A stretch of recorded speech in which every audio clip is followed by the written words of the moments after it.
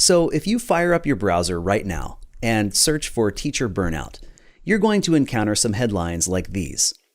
Pouring from that empty cup, teachers feel intense burnout, struggle with mental health. Or many teachers, staff face utter exhaustion in an untenable situation. And even 2 Virginia districts will dismiss classes early some Wednesdays to fight teacher burnout. And it's not surprising given everything that has happened over the past 2 years. Now, the episode that you're listening to was originally recorded in August 2019. But as you probably know, emotional exhaustion among teachers is not a new thing. So even though you won't hear any discussion about COVID or masking or teaching virtually, this conversation with 2 principals looking at research surrounding teacher burnout and how to fight it is still very relevant today. I hope you enjoy it. I remember the first 4 weeks. It wasn't the students. I mean, those students were challenging, but it was things like getting feedback from my supervisor. That terrified me.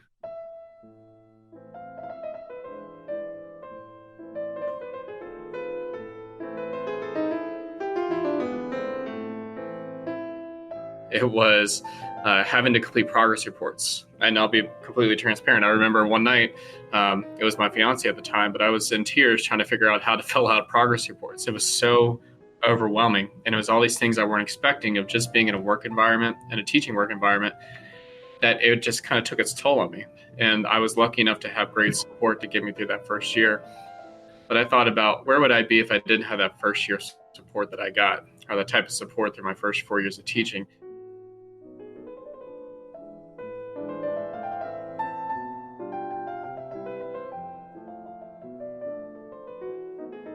It's such an important topic because you see all the reports of, the applicant pool for teaching and the teaching candidates, teacher preps is getting thinner and thinner. And then if you look at the statistics for working with students with disabilities or alternatives or self-contained settings, it's even less than that. They're basically recruiting and trying to reach out as far as they can, looking at anybody who might qualify, and it's out of necessity. So it's so important that we look at when we do get these teachers in, what can we do to retain them, to develop their skills for them to be successful. If you've ever been a teacher or been close to someone who's a new teacher, you can relate. Teaching is a hard job.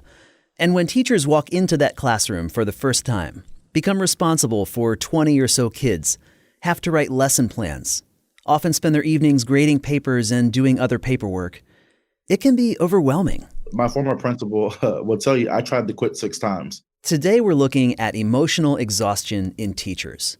Sometimes people might call it burnout. The teacher burnout is a little bit, it's like a slow leak. You see it happening, but it's how do you support those teachers to make sure they get rejuvenated and that every summer is not am I going to retire this year or am I going to leave this year? From Frontline Education, this is Field Trip.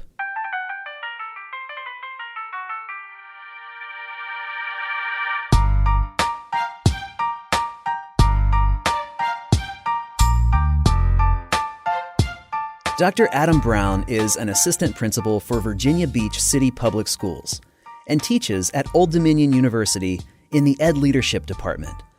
But he used to work at an alternative school for students with challenging behaviors as a teacher and then as a principal. I got in touch with Adam because of his research. When teachers, whether they're new teachers or not, get overwhelmed or exhausted, and when so many new teachers leave the profession within 5 years, what contributes to that? And what can schools do to support them and help keep it from happening? So I think for me, when you're looking at burnout, and you use the term burnout, but I also look at stuff called emotional exhaustion as another term I think is more appropriate. You have to look back and you have to reflect on why is this occurring. So I look back at my first year of teaching, and I went into this setting because I had not gone through student teaching yet, and they were kind of the only division that would offer me, hey, we work with really challenging students. We'll provide you your license, but just come in and work for us. We'll hire in a provisional. And I said, okay, I might as well get a teacher contract while I'm getting student teaching. And I'll work what I called with at the time, the bad kids. And I said, I'll do that for a year and then go into a comprehensive setting. He ended up loving it. But like you heard at the beginning, those first few weeks were rough. I thought about, well, where would I be if I didn't have that first year support that I got, or the type of support through my first 4 years of teaching? Schools that serve students with disabilities or behavioral challenges feel this issue even more acutely. It's hard to hire people to fill positions, and for leaders in those schools, providing support is critical to keeping those teachers. My former principal will tell you I tried to quit 6 times. That's Basil Marin. He's an assistant principal at Chamblee Charter High School in DeKalb County, Georgia. But at the beginning of his career, he worked elsewhere, at the school Adam spoke about with challenging students. There, Basil and Adam worked closely together and became good friends. I really need you to understand the velocity of the place we worked at. I mean, you got cursed out every day. That was a given. Tables thrown at you, staplers thrown at you. I mean, these were some really great kids, but they had some baggage with them. And so for me, working at a former alternative school before that as a behavior specialist, so I thought I was coming to a school where I really was coming to teach, right? To get better at my content, get better at my pedagogy, and really teach. And that stuff did grow. But it was really some of the ritual and routines we had to learn first. I wanted to quit because it wasn't what I expected. I didn't at first feel the support from my administration. I didn't feel the other teachers around me. They knew I was new, but it was kind of one of those like, hey, he's floundering, but he has to figure it out. And so that didn't feel good to me. But I'll be honest, in terms of education, we are 2% of the teaching force. And so I didn't see a lot of other educators look like me. And so that was important to make sure that I get what I needed from my environment. When you say educators that look like you, what do you mean? So there wasn't a lot of Black educators, Black male teachers, I would say. So that was another thing where I felt like I was in my own silo and couldn't get what I needed from others around me. Now, I built community, but I didn't see someone look like me right away.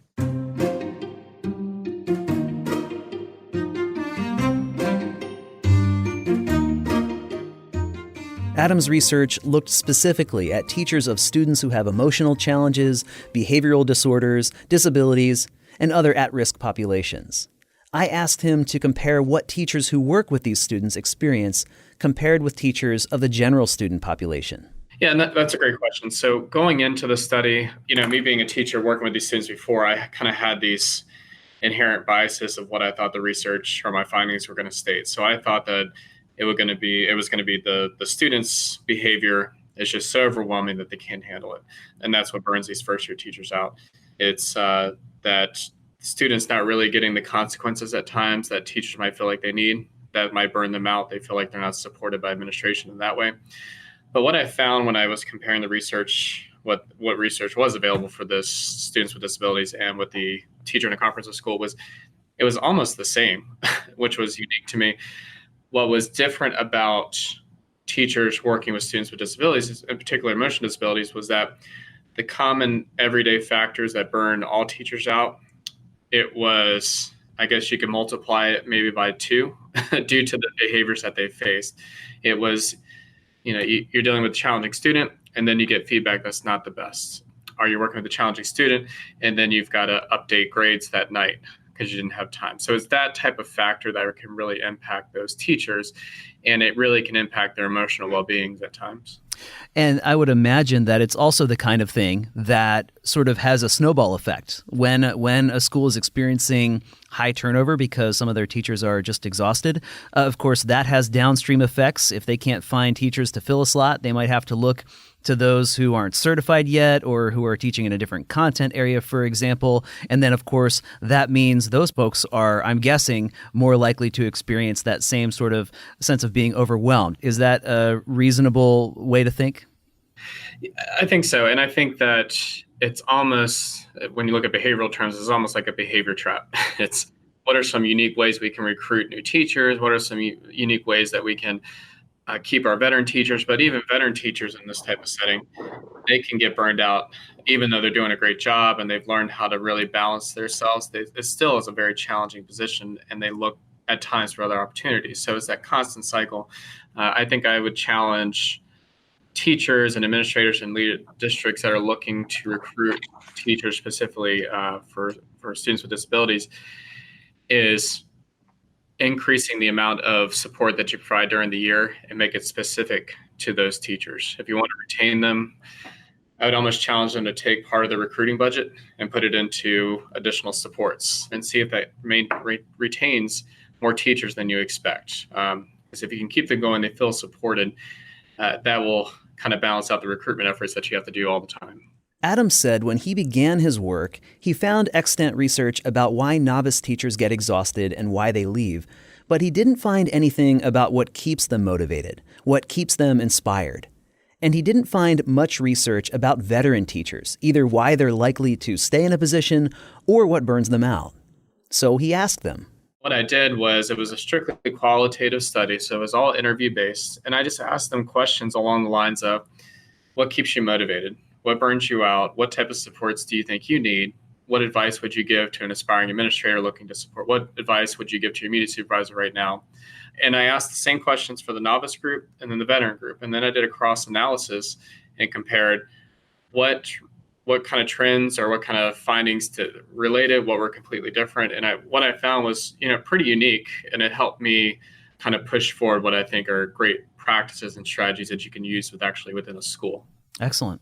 So let's talk about your findings. I'm thinking about teachers who are new to the field contrasted with those who might have 20 years under their belts. Both can experience burnout, but I'd imagine that it's different for different reasons. Absolutely. And I guess I want to have this disclaimer, if you can include this in the podcast too, that I'm providing these strategies. It does not mean that I'm practicing them with 100% fidelity. I strive to be a better administrator, and I've had really strong years of providing support, and I've had years where I really needed to work. And so when I provide these strategies, I'm not by all means saying that I do this with fidelity, but I strive to get to this point. So with the novice teachers, some of the burnout factors were common things that you wouldn't really think about, and this is pertaining to all teachers, is when they get into a work environment or they go into the pre-service week, it's things like, where do I park? How do I log into my email? What do you mean I have to develop a lesson plan for the first week by day 2 for my supervisor? It's all of these unforeseen things that we don't really think about when you've been in the system for a while, that you kind of already have planned back in June before August hits. And then it's also when you walk into the pre-service week and you go into the huge auditorium or the cafeteria, it's where do I sit? It's kind of being like a first year kid. I remember I grew up in a very small town that had 900 people in it. And then I went to a high school that had 2,700 people in it. And so I remember the terror that I experienced going into that cafeteria the first day. And I felt the same terror. I was just a little bit more mature to handle it, being a first year teacher. And so when you think about that, start planning for novice teachers that first week of just helping them and holding their hand through the first few weeks, giving them exactly what they need. And what I found from novice teachers is they said, just tell me what I need to do so I feel like I'm doing my job right. Try to eliminate surprises. Give me an exemplar that I can work towards. Just kind of hold my hand, and then I'll feel more confident. So the self-efficacy part with novice teachers was huge, and that's throughout the first year. And it's things like, and I'm drawing from my own experience, but if you don't know how to do progress reports, having a professional learning opportunity where you'll walk through hand in hand with someone. Having a really good mentor is really good. But it's also other things like when you receive feedback. What I found for novice teachers is my supervisor told me I was doing a good job, but maybe they were just saying that. Maybe they had a hidden agenda behind that. What did they mean by having a good job? They can't accept feedback, or they don't know how to. And it's working through the social dynamics there and how to accept feedback, how to receive feedback from an administrator. Another one is novice teachers felt like they were not able to ask for support or too afraid because it might feel like they can't do their job. And so what was unique about that is you almost have to have a safe channel or a safe way for teachers to reach out and ask questions and not be criticized or feel like they're not doing their job well. If you can accomplish in developing their self-efficacy in that first few weeks and getting them through the first 6-7 weeks where they feel like they're doing okay and they start to gain some confidence, you'll really see a larger retention rate. And then you also see the burnout factors really start to fade away. Or not fade away, but be controlled. The type of motivation that administrators can provide is, telling them that they're doing a good job, if they are doing a good job.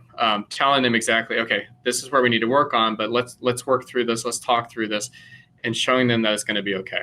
If they make a mistake, they're not chastised for it. And so it's things like that. I also found with novice teachers is they have no way to disconnect from the workday. They all personal habits, healthy habits, a workout routine.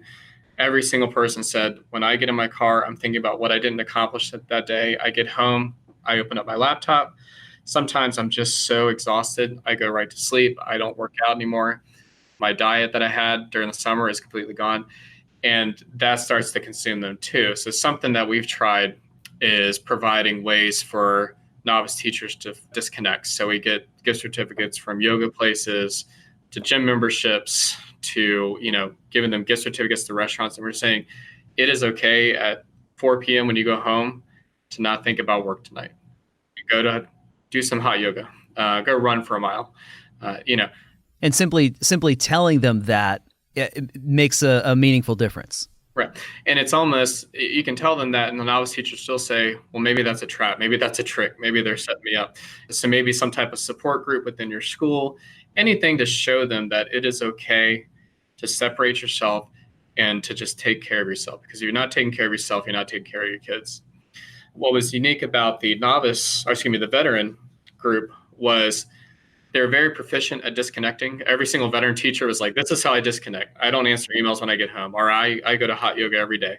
I know exactly what I'm going to do to disconnect, and it helps me balance. And if I don't have that, I'm going to get burned out. So they've got that skill set. They're very the self-efficacy is there a lot for veteran teachers. I know exactly what I have to do. I've already got my lesson plans going. Where their support was, and this is in my own practice I have to work on, is those veteran teachers who you never have referrals coming out of the room. You feel like they got everything set.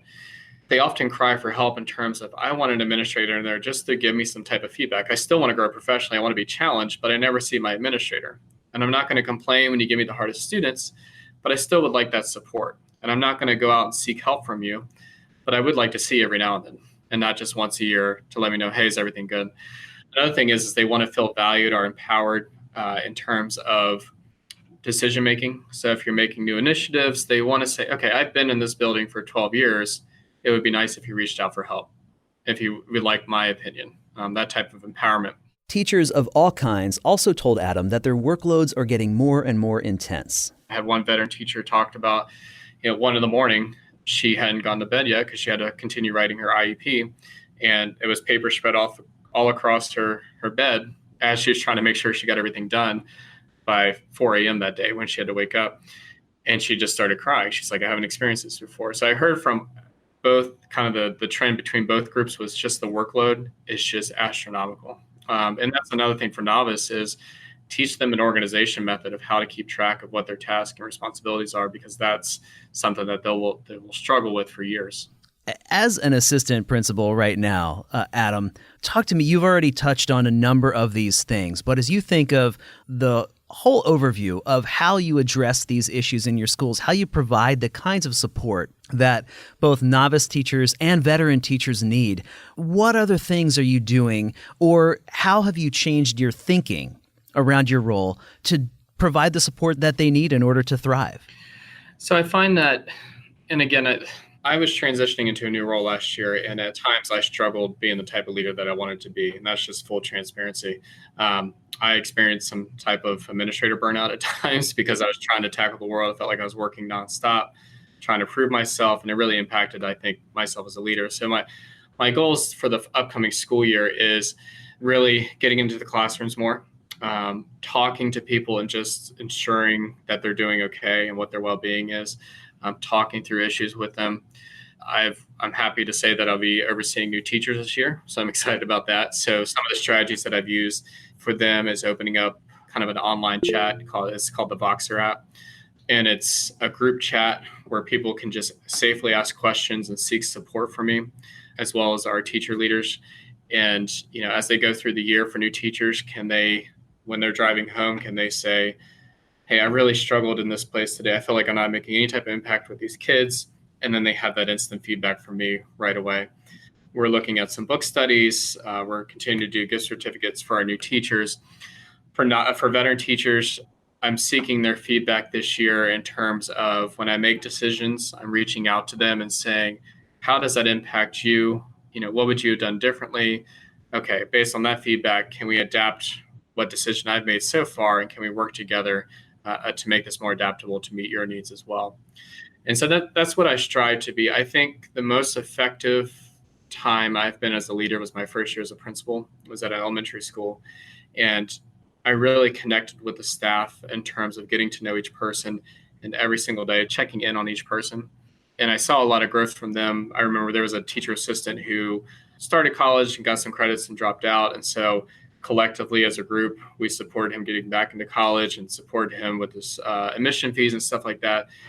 And I found that when I was supporting them to that degree and focused so much of my time on making sure that they're good and, still holding them accountable, that providing the support they need, that I saw the most impact on their daily practice. They were at a place where they were ready to teach. We often say sometimes our students aren't ready to learn. Sometimes our teachers aren't ready to teach. So it's being there, being supportive, being there every day, being present about their emotional well-being, and doing everything you can within your power to help support them. And so that's what I'm striving to do this year. Basil, like I said, is an assistant principal at a charter school in Georgia. And when I spoke with him, he was in his first few weeks at that school. During that call with him and Adam, I could see on the video screen that he was answering emails at the same time. He had to take another phone call, and he chatted a message to us saying, "Sorry, gentlemen, the work is never done." So he can relate to what new teachers are feeling. And he said from his perspective, providing the support that they need is all about relationship. It's weird when you're an administrator and your teachers are coming to you, you're supposed to have the answers, right? And so you kind of have to smile through some of the questioning and say, hey, and I'm as real with them. I say, I'll get back to you. I don't know that answer, but I'll get back to you. But I want to be clear, that's the time of building a relationship. And so you really have to get back to that teacher and follow up, even if you didn't know the answer. And that even not knowing is okay, but the follow-up is what builds that trust.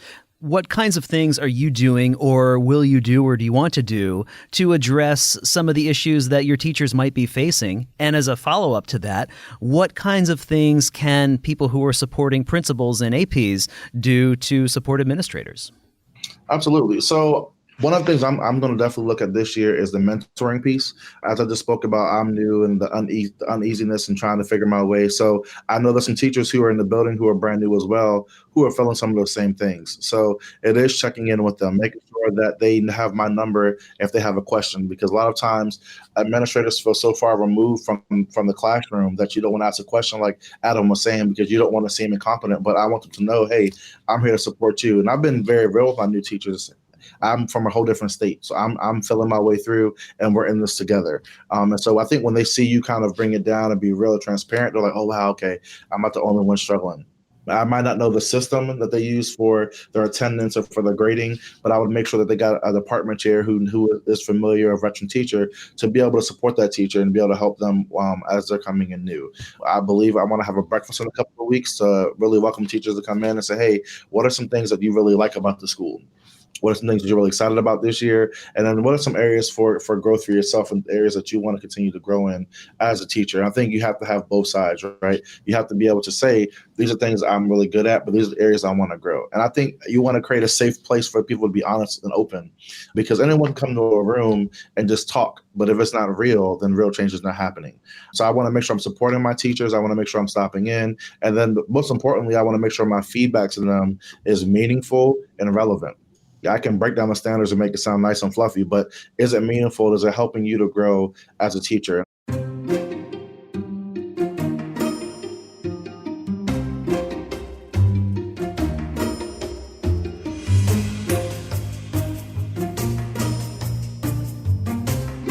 I asked Adam and Basil, as principals who are very busy, days packed full of meetings and emails and working with kids and parents from start to finish, how do you stay energized? What is the best support that people can provide for principals whose plates are full to overflowing? And Adam told me about one point in his career.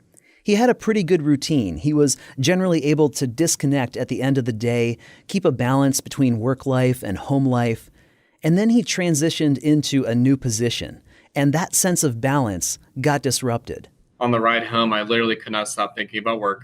When my wife would call me, I was half focused on what she was saying because I was thinking, okay, I had any emails in the past 2 minutes? it was that. And then on the weekends, it was when I'm not spending time with my kids, I would be working, or I would check my phone when I was putting my son to bed. And it was kind of a realization that it's not improving my job performance at all by getting to this point. It took me a while to remember that. And so I developed kind of an organizational system where I'm making sure I'm writing down all my notes right away, that I am checking my emails at certain times. I research kind of effective ways to maintain your email, maintain your job responsibilities, provide valuable feedback. And so it's just that consistent desire to grow and to reflect. And then I also made sure that when I got home, I put everything away, spent time with my kids until they went to bed. And then as soon as they went to bed, I sit down on the couch, open up my laptop, and try to work some. And so it's that type of just consistent reflection. Adam said it also helped to connect with others who were going through the same thing. Every day, he and Basil would talk on the way home from work and process the day. It feels so good to just hear someone say, oh, I'm experiencing the same thing, and you feel validated that it's normal what you're going through. And I think we forget that sometimes. And for a new teacher, that's extremely important as an administrator to go up to them and say, man, it is October and I feel like I haven't gotten anything done. And they're saying, wow, if they haven't done that, then I might be doing something okay. Basil agrees.